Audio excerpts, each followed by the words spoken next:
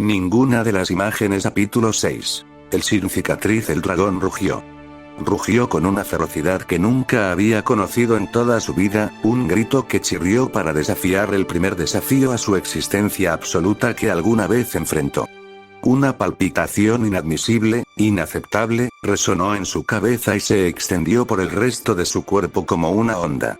Su piel, desde debajo de su armadura absoluta, la corona de su existencia máxima que eran sus escamas, se retorcía y apretaba como si fuera impulsada. Impulsado, como si quisiera contraatacar, para combatir una amenaza a su existencia. Impulsado, como si viera la necesidad de hacerlo. Impulsado, como si temiera la muerte inminente. Fue una desgracia. La sangre oscura fluyó por su rostro y a lo largo de un corte singular y afilado que corría profundo y lejos, goteando sobre su garra y el suelo debajo. Todavía podía sentirlo. El corte. La espada. La espada rodeada de luz. La espada floreció con el detestable viento de la descendencia del infestador. La espada que, mostrándole un sentimiento que nunca debió conocer, cortó el cristal incrustado en lo profundo del centro de su cabeza, y allí aún permanecía, en lo profundo de la cuenca de su ojo. La espada en la que se convirtió el cabello dorado. El dragón sintió su mano. Ya no podía verlo, pero podía sentir la presencia. El cadáver inerte del de ojos claros, que atravesó las nubes para invadir sus dominios y cortar hasta su núcleo. Con feroz ira, el dragón apretó sus garras, enredando y comprimiendo el cuerpo en un montículo de carne y hueso que nunca podría parecerse a un ser vivo. Y cuando el cuerpo de ojos claros fue aplastado entre sus garras, quedó insatisfecho por el crujido demasiado silencioso de los huesos, que ya se habían desintegrado por las numerosas veces que lo había hecho. Estaba insatisfecho, porque había matado al de ojos claros no por venganza, sino por instinto. Y eso implicaba que este miserable ser, no más grande que su garra, lo obligaba a actuar por instinto como un ser inferior que necesitaba esas cosas. No estaba satisfecho con el irreconocible montículo de sangre, carne y huesos, porque aplastarlo no le devolvería su orgullo. No estaba satisfecho de haber actuado contra el de ojos claros por instinto, como un bebé que se agita. El de ojos claros se había ido verdaderamente, sin dejar nada para que el dragón inundara su odio. Así, el dragón rugió una vez más. Rugió y arrojó su llama maliciosa, quemando los últimos vestigios del ojo claro como si tratara de ahuyentar un mal sueño. Pero incluso cuando su cadáver ardió, su odio permaneció. Pero cuando el dragón vio los hilos de ceniza esparciéndose por el viento, recordó. Y si no fuera por la herida, que se extendió tanto que incluso le cortó la mandíbula, haciendo que cada rugido doliera, el dragón habría dado un chillido rencoroso. Y en el momento en que se lo recordó, sintió que su herida palpitaba y penetraba. Toda su cabeza se inclinó y se balanceó, y su cuerpo cayó ligeramente. La espada de ojos claros, la espada que antes era la de cabello dorado, palpitaba con un poder detestable mientras permanecía en el mismo lugar. La punta, cortando el núcleo del dragón. Podía sentirlo. A pesar de convertirse en un arma insensible como sacrificio final, la espada fluyó con poder voluntarioso como si intentara incrustarse más profundamente en el núcleo de su enemigo. El poder del infestador, el poder de los seres más detestados del dragón, continuaba amenazando su núcleo con la espada. Entonces el dragón se dio cuenta, con odiosa alegría y maliciosa determinación, de que la lucha aún no había terminado. Si voló desde los cielos, llegó al dominio de su menor, el Behemoth, y arrojó una llama profunda, quemando partes de una montaña para crear una grieta. Y después de plantarse, gruñó con oscura determinación para la próxima pelea. Por su propia existencia como Apocalipsis, la pesadilla de los infestadores, devoraría y destruiría por completo este ataque final de los ojos claros y los cabellos dorados.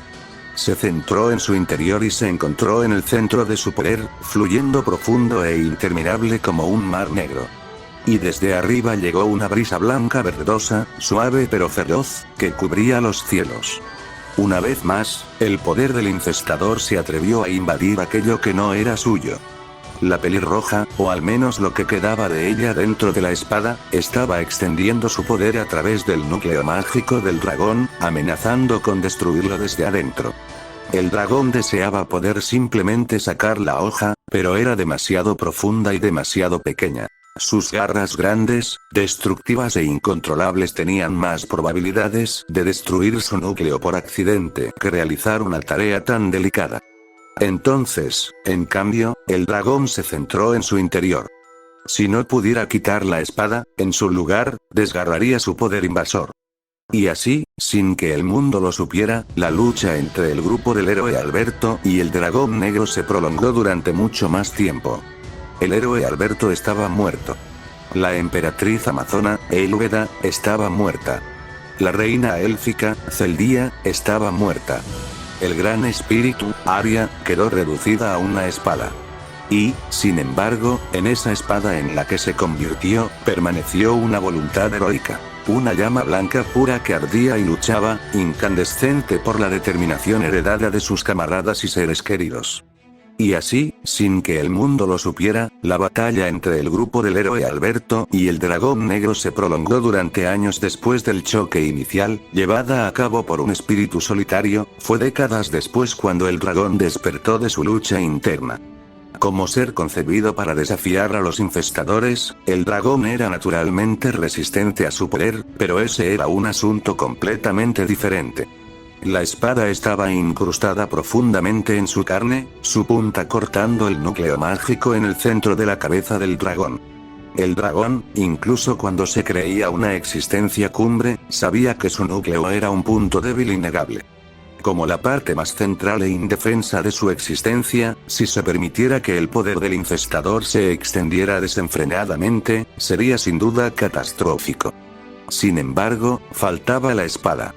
No fue una sorpresa. Su amor, el único que podía ejercer su fuerza, había sido derribado, y la espada misma ya estaba dañada por la pelea. No podía conjurar un fuerte viento y destruir su núcleo directamente.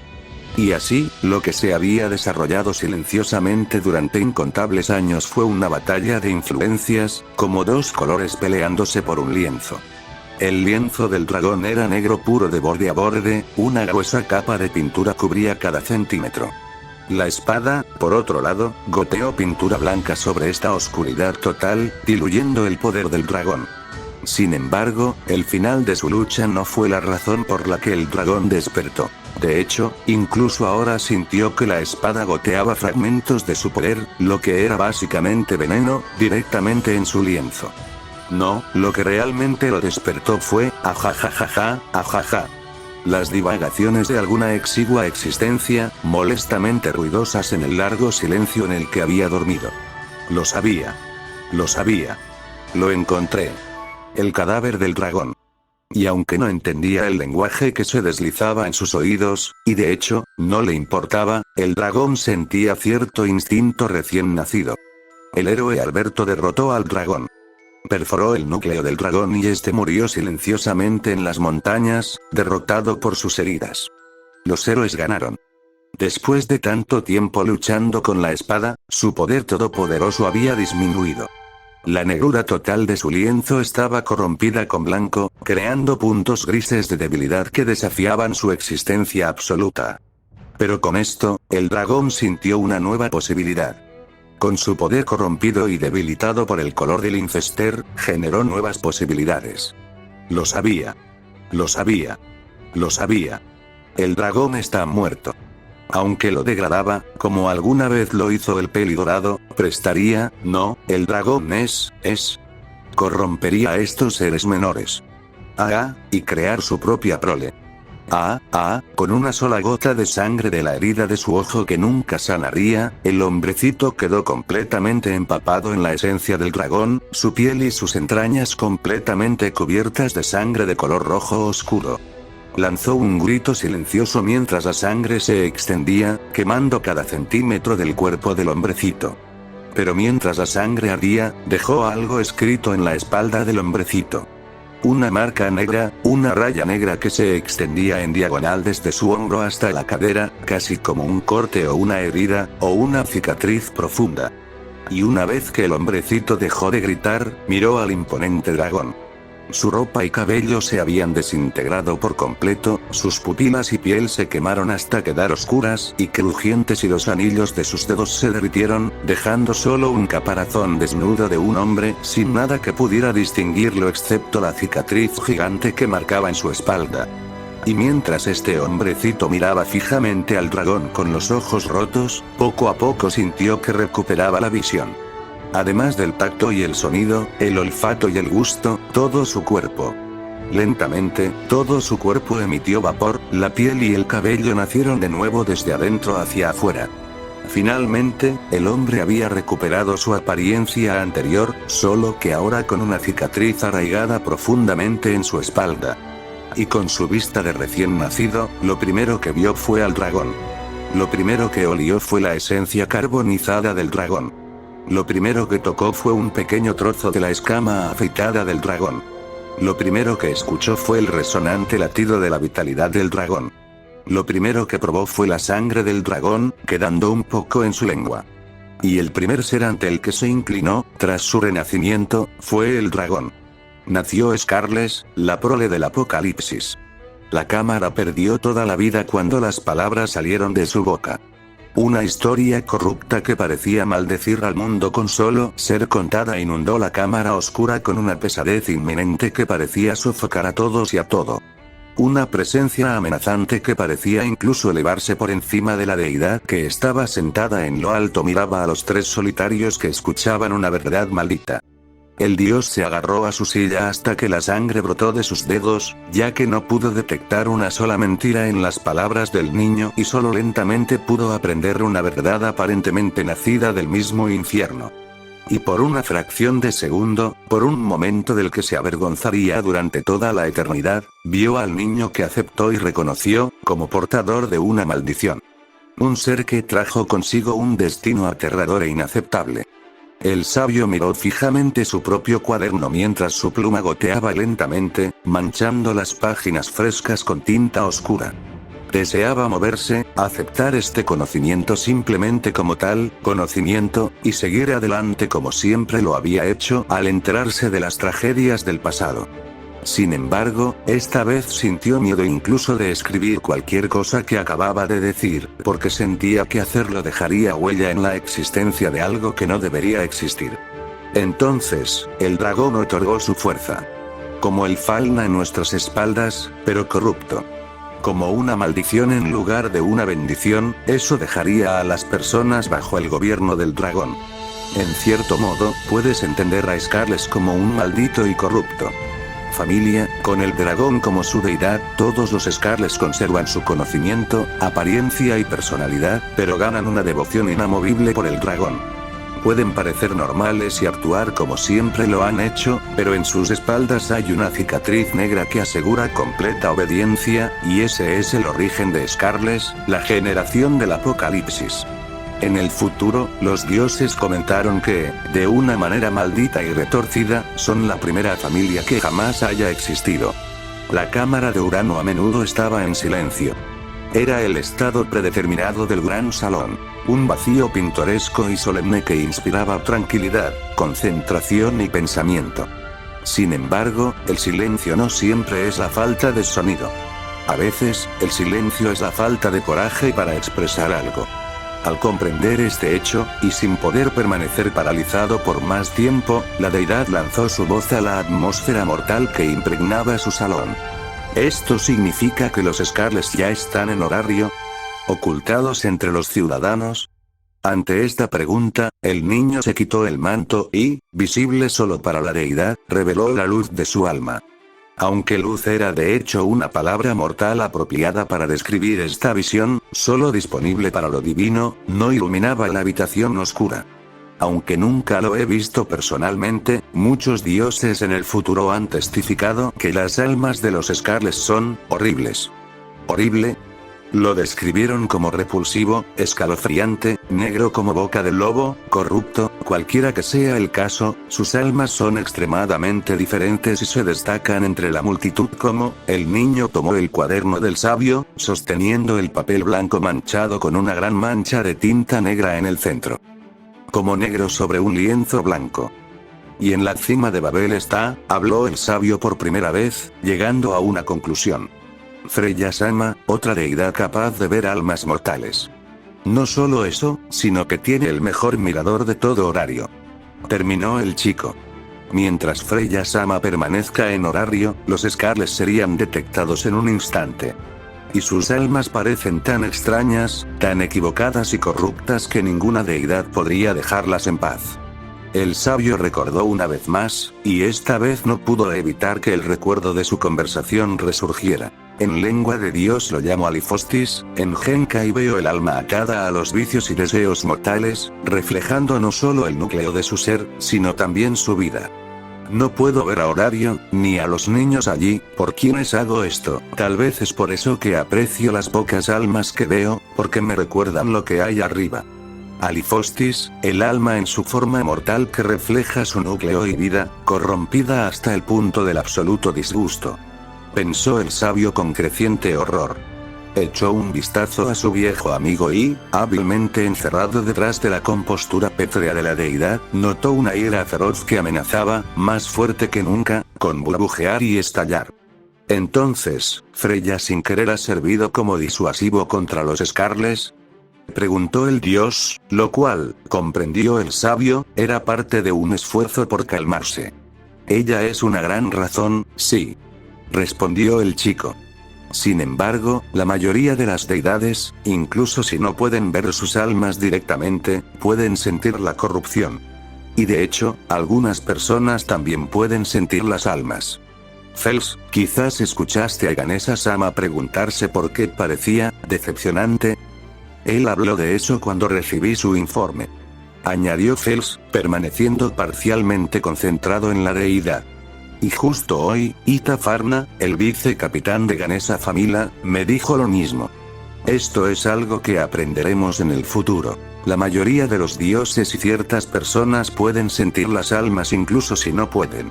Lo ves, e influye en su percepción de ti. Es algo parecido al instinto, se podría decir.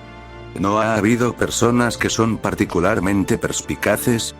Personas que, por instinto, tienen una idea de si una persona es digna de confianza o sospechosa. Algunos son simplemente agudos, pero otros obtienen esa impresión al sentir las almas de los demás, como un sexto sentido. ¿Los niños normales son almas sensitivas? ¿Es esto cierto, Urano?, preguntó, mirando directamente a su amigo. El dios reflexionó por un momento antes de responder. Todos hemos tratado con almas mortales en Tenkai, aunque en diferentes grados. No es sorprendente que la mayoría de las deidades puedan sentir almas, incluso sin poder divino. Sin embargo, escuchar que los niños pueden tener un instinto similar, es inesperado para mí. Respondió, manteniendo un tono nivelado. Ya veo, el sabio se volvió hacia el niño, contento de ver que, aunque imperceptible para cualquier otra persona, la compostura de la deidad había regresado en su mayor parte. En ese caso, asumo que tu capa es la razón de tu decepcionante impresión. Sí. Él asintió. El vellocino oculta completamente mi alma. Para las deidades y ciertas personas perspicaces, probablemente me siento como si nada. Por eso me aseguré de quitarme la capa cuando llegué por primera vez a esta cámara. El sabio recuperó su cuaderno y su pluma del suelo, ligeramente emocionado de registrar este nuevo conocimiento que, a diferencia del cuento anterior, no parecía maldecir al mundo simplemente por existir. Bueno, saber que el enemigo no está ya dentro de nuestros muros es un alivio, pero todavía hay muchas cosas que debes decirnos. ¿Cuántos Scarles hay? ¿Qué tan fuertes son?